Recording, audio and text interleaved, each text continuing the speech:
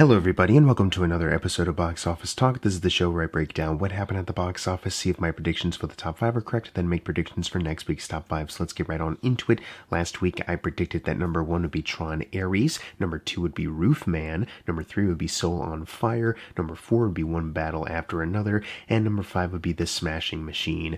And me oh my, only 2 out of 5 of my predictions right started off pretty good, and I was a little unsure, I was kind of like, I don't know, can my number 2 prediction actually make it in there, or is this going to be another kind of it just comes and goes kind of thing? Well, I mean, jury's still out on that, and we'll talk about that in a second.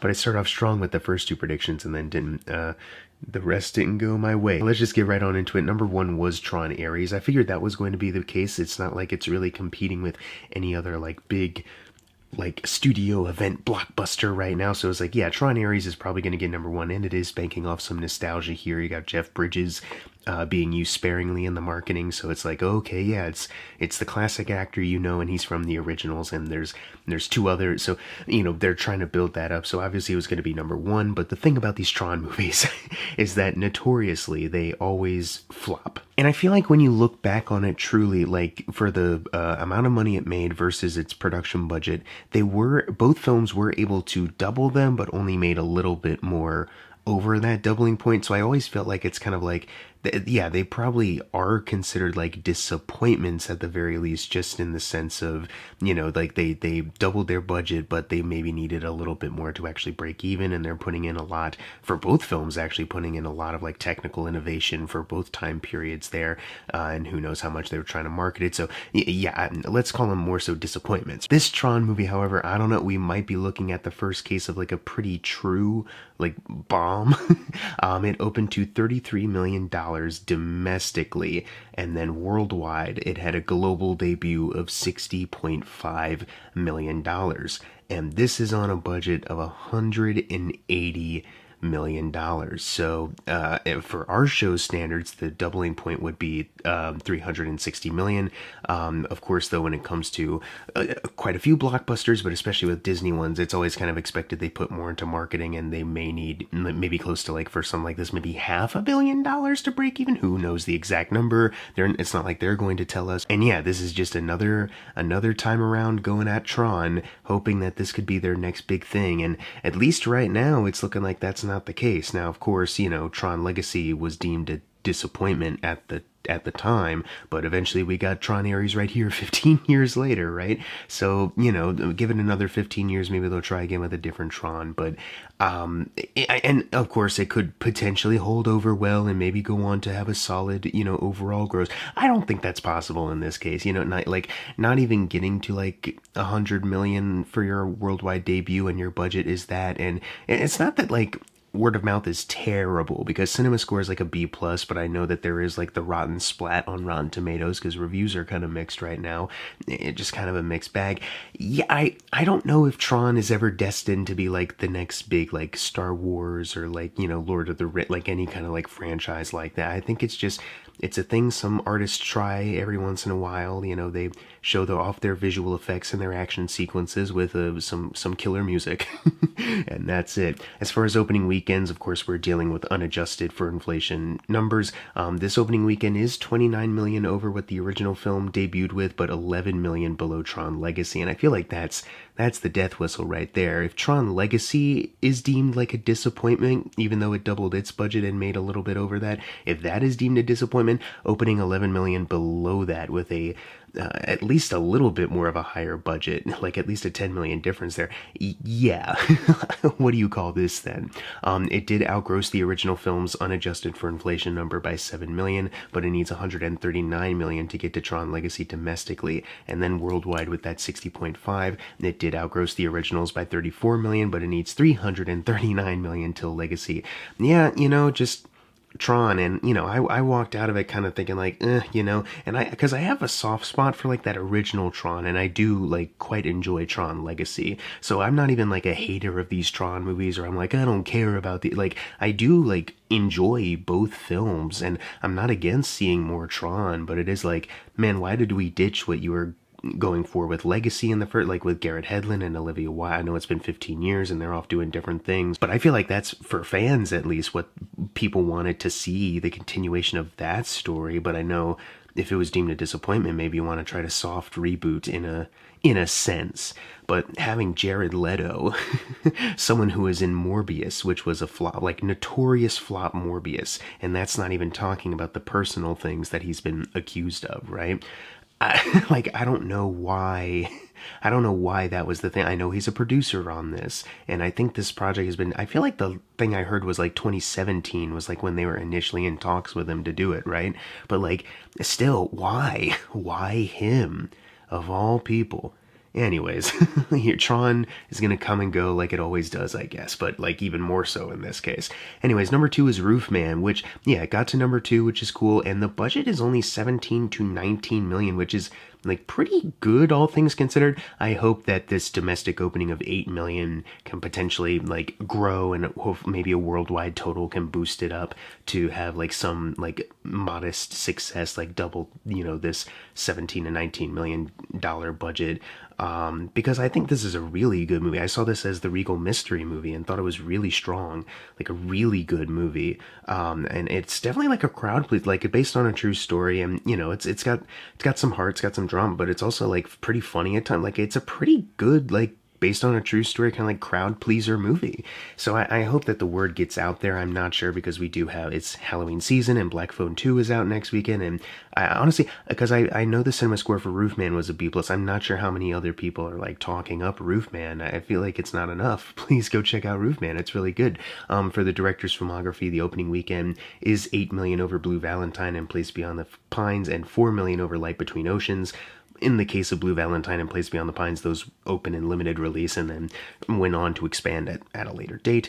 Domestically, it is behind Blue Valentine's total by 1 million, so needs a ways to go till then. Like I said, there's no worldwide total right now. So yeah, if you haven't checked this out, please give it a go. I would recommend. Like, yeah, I would like to see this be like a modest success, and it's, I feel like I heard someone say like it's mid-budget, and it's kind of like, I guess if 17 to 19 million counts as mid-budget these days, sure, it does feel pretty like a pretty easy thing to clear. I don't know if maybe like the marketing, it kind of got swept under the rug because like Tron, but like Tron wasn't huge, so I don't know. Hopefully some more people check out Roofman as an alternative in the coming weeks, or eventually on VOD, and maybe get some more appraisal there. I don't know. Number 3 is One Battle After Another, having another pretty good hold, making these low amounts domestically, but there's significant enough holds to keep it around in the top 5. It's not dropping off completely, which was, I think, what I feared when it opened, but it's continuing to like have a solid word of mouth. And although it's not, getting close to like doubling its 130 to 175 initial production budget, like the total keeps growing though either way, and people's knowledge of the film, their awareness of it, their viewing of it, like it keeps happening, right? And people are more aware of it, people are liking it a lot more, discovering it and sharing it. Made 6.6 million domestically this week, and now adding to a domestic total of 54 million. Since we already cleared Paul Thomas Anderson's entire filmography domestically and worldwide, I switched over to Leo. Right now it outgrossed Romeo and Juliet by 8 million. It's sitting behind Man in the Iron Mask by 2. Worldwide it is at 138 million, so not close to doubling their budgets, but it is crossing over like the initial threshold of that potential 130 initial production budget, which is pretty good, right? Is zeroing in on Killers of the Flower Moon, by the way, which will be interesting. Another movie that's kind of like, big budgeted, didn't really like double their budget, but the word of mouth was strong, and people just, people who love film and just people who wanted to see a good movie, really enjoyed it.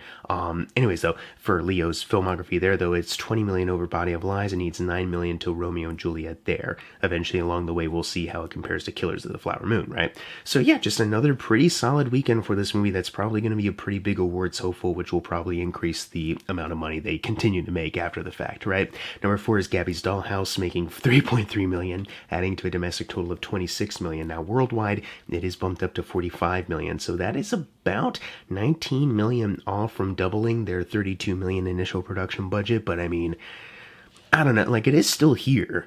you can say that about the movie. It is still here, and that's pretty solid. And I feel like it advanced a little bit too, just little by little. It's kind of stuck around in the top 5, but it's it's also that thing of like, it does feel like it's slowing down, and I'm not sure how many more boosts it can get to a doubling point, and if that even is what they need to break even. But I don't know, kids are happy. What can you do?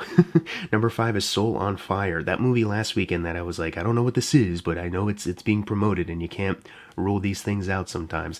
It did crack the top 5, just not as much as I thought, making 3.0 million on a budget of who fucking knows. This is from director Sean McNamara, I believe I'm pronouncing that correctly, and I'm only bringing this up because I do have a vague awareness of this guy. He directed The King's Daughter, a movie I made a video on a couple years back.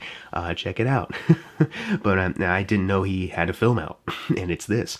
So I decided to compare the opening weekend and the domestic total right now, because obviously this is not a great debut. There's no worldwide totals to pump it up, and with no production budget, it just leaves you wondering, how much does it actually need? And I feel like I don't even remember if I saw a trailer for this. Like, genuinely, it's like, I feel like I've seen the poster. I don't know truly if I've seen the trailer, because anytime I try to think of like a movie trailer for this movie, I just get like a bunch of other like generic kind of like, Christian or non-Christian based, but you feel like they're Christian based kind of like dramas in my head. Once again, I don't know. Genuinely, I don't know if it is that or not. It's just that's kind of the feel of it. Anyways, for this director though, the opening weekend, and there's a lot of like streaming straight to DVD stuff on here, so we're going to skip that. It's 3 million over Trial of Old Drum and King's Daughter, 2 million over Spare Parts, but it's a couple 100,000 below his movie Miracle Season, 1 million below Raise Your Voice and Bratz. That's right, he directed the Bratz movie. 4 million below Reagan. Yes, he did that one too. And 7 million below Soul Surfer. And then switching over to overall domestic runs, it did outgross Trial of Old Drum by 3 million, King's Daughter by 2, but it is a couple 100,000 away until Spare Parts. So yeah, just, one of those guys keeps making movies, made quite a few, keep plugging away at them, but it just seems like he can't really catch quite a big commercial break. But, he gets these opportunities, these director for hire jobs. I don't know if he is the kind of guy who's like, I'm really striving to make my own personal stories or anything like that, or fund my art form. I don't know if he is that guy. From the rest of his career, it does seem like he's just kind of like, is he available? I don't know, let's get him. You know what I mean? Is he cheap? Sure. I can't prove that though, but that's just kind of the vibe, and this doesn't really help for that. Number 6 is The Conjuring Last Rites, making 2.9 million, adding to a domestic total of 172 million, narrows in on Sinners Now by $106 million. I say narrows in as if it has any way of catching up to that one domestically at this point, but worldwide, obviously, we talked about how it did.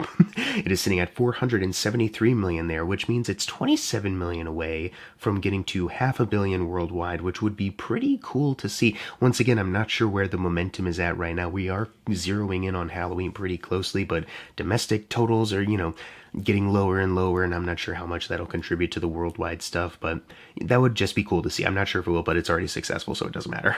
I even heard they're entering production on Curse of La Llorona 2, which I didn't know was a thing. I thought that was like dead in the water. Like, that first movie came out and it was just kind of like, we're not gonna do that again for whatever reason. But all of a sudden I see an article that's like, oh no, it's entered production. It's like, what do you mean? I don't know if this was like rushed based off of like this movie, or if it was in the works for a while. Genuinely, because it just came out of nowhere. Because I don't know if you guys remember, the thing about The Curse of La Llorona is that they kind of marketed it as like from the creators of The Conjuring. They never really said like from the universe. It was when you saw the movie and they had the priest character from Annabelle show up and you're like, what? This is connected?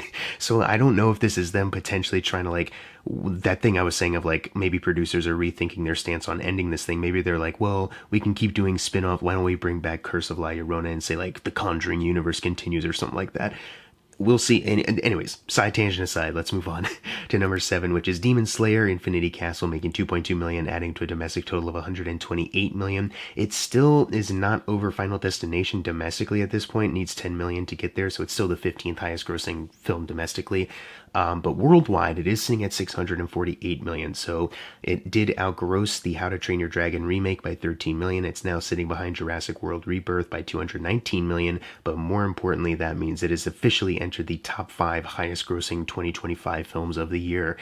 and that's just great. That's everything. Worldwide that covers domestic too. You know what I mean? That's the combined total, and that's pretty great for this film that I genuinely did not expect it. I mean, I thought like, yeah, it'll probably do well. I didn't expect it to do this well. You know what I mean? And I mean, good on it. Number 8 is The Smashing Machine. Unfortunately, not having a great holdover from last weekend. It seems like whatever word of mouth it had, going into it is not carrying over, and that marketing thing that I was saying, it just seems like people have forgot this movie was here. It made $1.7 million, adding to a domestic total of $9.8 for Dwayne Johnson. I forgot to mention Fighting with My Family, but that's part of like his like lower grossing ones that he's technically in. I think when I was looking at the numbers.com, I just went to like the leading roles tab, and I didn't go with like everything. And even then, it's like, yeah, we don't need to mention like Gem and the Holograms, right? But it would have been, he is technically in the movie. Anyways, it needs $13 million till Fighting with My Family, and then $12 million till Faster, which was the movie I mentioned last time. And then for Benny Safdie, it is $41 million till Uncut Gems. So not looking great there either. Worldwide, it is sitting at $13.2 million. I had to hop over to Box Office Mojo for that one.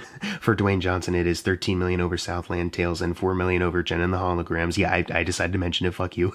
And it's $22 million away from Faster. And then for Benny Safdie, it did outgross Good Time by $9 million, but it's $37 million away from Uncut Gems there. So, yep, just, it's going to be awards buzzy, but well, actually, I don't even know. Like, it's not guaranteed that The Rock will get nominated for an Oscar. Will he? I don't know. It's not guaranteed that the rest of the movie gets nominated. It could be overshadowed by anything else. Because I was looking at Gold Derby just to see, like, what are people thinking? Like, what are, like, the early estimates, the expectations, the predictions. And it was like, oh, yeah, there's a lot of people. I can't remember them all right now, but it's like, yeah, there's quite a few people to consider. I'm not even sure The Rock, makes any ripples here. Who knows? He could. Who knows, though? It's not for certain, so we'll see. Number 9 is The Strangers Chapter 2, making $1.5 million, adding to a domestic total of $13.4, so that's $11 million away from Prey at Night, and then worldwide it is at $15.2. So this and Smashing Machine just, inching away from their domestic totals worldwide, but not by a whole lot, so that does place it $17 million away from Prey at Night there. I have nothing else to say about The Strangers. I don't care about The Strangers. I guess you could say it is $2 million shy of doubling its $8.5 million initial production budget, but the thing I was saying like a couple weeks ago was like, 8.5 was the same budget for Chapter 1. Is it 8.5 for each of them? Or because they shot them all at the same time, is it 8.5 for all 3 films? Is that right? I don't know if it is. And I don't know. I don't know, but I'm sure they're not pleased with the performance of this movie not doing better than Chapter 1. And Chapter 3 they still have to release. Anyways, number 10 is Good Boy, making $1.3 million, adding to a domestic total of $4.8 million. I still don't have a production budget to like state specifically, but I imagine for an indie film like this is a pretty solid total. And honestly, I'm surprised that it's even still here. I thought it would have been just washed away, but it was still clinging on for dear life at number 10. So good on you, Good Boy. Now it's time for the fun part, the predictions for next week's top 5. Number 1, I gotta go with Black Phone 2. Number 2, Tron Ares. Number 3, Good Fortune. Number 4, Roofman. And number 5, One Battle After Another. But what are your predictions for next week's top 5? Leave them in the comments below. And as always, thank you guys for watching. Make sure to subscribe. I'm Jackson Fulcher. See you guys next time.